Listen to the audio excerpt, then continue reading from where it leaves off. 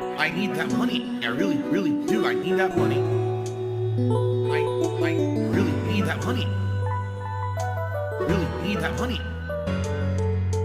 I need that money. I really, really do. I need that money. I really need that money.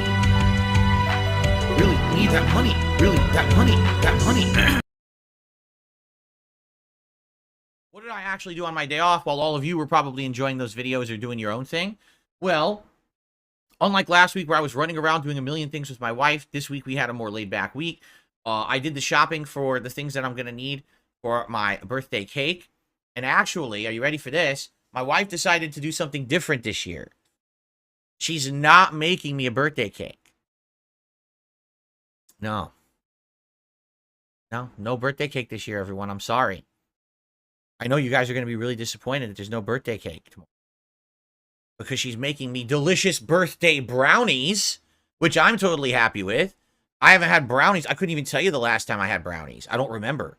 So she's going to make these brownies that are going to be a combination of like chocolate and fudge and cocoa with peanut butter, but also like peanuts as well on them. So it's going to have like a peanut butter frosting with peanut butters on top. Okay? So sounds good to me. I love it when she bakes for me, and this is, you know, a cool thing she's doing. She never did this recipe before, but it's all from scratch, by the way. It's not like we bought a box recipe of brownie mix, and she's just going to toss that in there. She's doing it from scratch. She just looked up all the ingredients, and she's going to make it herself. So I'm excited for this. We'll see how it turns out. So birthday brownies tomorrow. Very good. Hold on, I just got to ban an idiot. There we go. And so I got all the ingredients for that. What did we do yesterday? Well, outside of the usual things we do on our day off, like running errands, cleaning the house, doing that boring shit, my wife has started up a new game called Planet Coaster. So she is it's a theme park sim game. She's been really into sim games recently. You know, she played Power Wash Simulator, then she tried that house flipping game. So now she's trying this theme park simulator game. And it's pretty neat. It basically, from what I'm to understand, I guess, do you guys remember that game from a million years ago, Roller Coaster Tycoon? So apparently that game kind of faded away. But now this game, Planet Coaster, has kind of taken up the reins of what that game used to be. So she started playing it, and it's pretty fun. If you like this sim-style games or whatever, and you always wanted to run your own theme park, this is neat. It has everything you would think of. You know, you build the paths, you build the entrance and exits, you build the rides, and you price the rides out for how the people want. You put food and drink and bathrooms and trash cans and janitors and all kinds of workers. And then you can put all these different little visual attractions and things to look at. It's everything you would think of when you're running a theme park.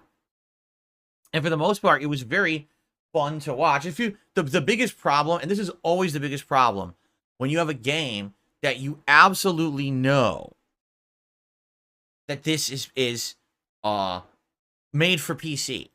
It's hard to control.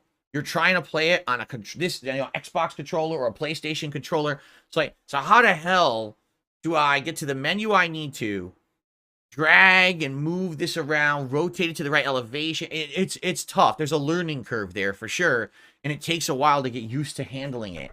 But from what I've experienced, like a lot of games are like that. Anything that's PC centric, like some of these other games, for example, you know, Age of Empires or any of those games where you have to control a whole bunch of units.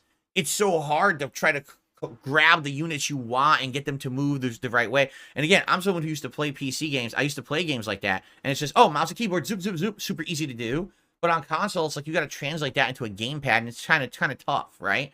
But outside of that challenge of the controls, seems like a pretty fun game. Yeah, I watched her play it yesterday, and she did a few different theme parks. There was one that was like pirate themed, and then she did one that I think was medieval fantasy themed, if I remember correctly. And I think that, like, playing through this game, you unlock different themes. I think another theme that she actually unlocked was like space age, like sci-fi. So she's enjoying it a lot. And you know, once you get through the campaign of this game, you learn everything of how to run it.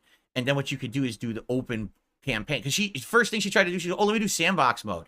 She goes in, you don't know how to do anything. It's like, how the frick do I do this? Do I do that? How do I move this? You can't figure it out. You're like, I got to play the campaign first so I can at least learn the basics, and then I could jump back, you know, into the game after that. So, so that's what she did. And it was a good time watching her. You know, the only frustrating thing is the controls, but good game overall. Seems like a pretty solid game and a fun game. Planet Coaster, I think it's called. Is it Planet Coaster? I think it was Planet Coaster. But anyway, big shout out to RAC, who just gifted 5 memberships to the community. Whoever just got those memberships, I certainly hope that you enjoy. And thank you, RAC, for supporting the channel. What's weird is in the chat, it shows all 5 people who got them. But then over on my leaderboard, it only shows 3. Congrats to, let's see who got them. No Tango Dinero, Turtle Dude, Captain Boric, Crema de Coco, and Ventiezi.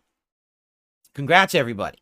And thank you so much, RAC, for supporting. I really appreciate that this morning. As you know, I do shout-outs at the end of the podcast, so I will get to everyone's contributions. I see there's tips coming in, there's super chats. I'll get to those at the end, okay? Cool.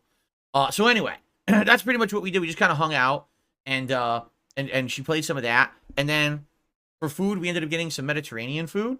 We were actually looking for this restaurant we had ordered from like 6+ months ago. And we couldn't find it anymore. And it's just a case of maybe the restaurant doesn't exist anymore, you know?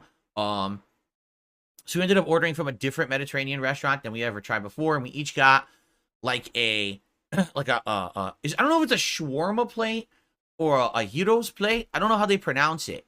But I got the chicken. She got the lamb beef combo. You know how they put the meat together? So all it is, it's your meat on top of a bed of seasoned rice with a side salad, so a Greek side salad style, you know, the Greek dressing. Well, what would that be? Like the tzatziki sauce probably, but also some like feta cheese on it. And then we ordered some hummus, and they give us pitas with the hummus. Super duper good. We haven't had it in many, many months, and delicious and filling and good tasting. So we had a good dinner of that last night. And that was really it, you know, just a relaxing night after that. So, yeah, a good day, a basic day, nothing too crazy, nothing out of the ordinary or anything like that during the day off, but a fun one, I would say, a better one than a day where you're so hectic and you're just running all around. Now, to forewarn everyone, my next day off is Wednesday of next week, and that's weird because usually my day off is a Thursday. That means this streaming week coming up is a short one. You might say, why is it such a short one? It's because our wedding anniversary is on Wednesday, and we want to spend the day together. We actually, you see how crazy this is? Just listen to this. We were married in 2019. Guess what happened the year after 2019? COVID. So immediately our first wedding anniversary where we wanted to do stuff, everything was closed. Wow. And then the next year, 2021, everything was partially open, but not really. So honestly, the first year we would have even had a chance to kind of celebrate our wedding anniversary was 2022. And by then we'd already had 3 years pass.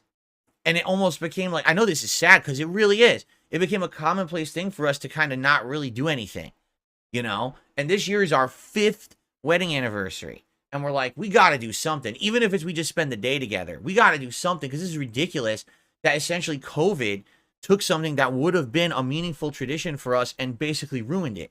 So on Wednesday, we're spending the day together. What are we doing? We actually have no clue yet. All right. We haven't even figured it out. We want to get some kind of good food and we're thinking about what we want to do and stuff like that. We just want to have a nice day together.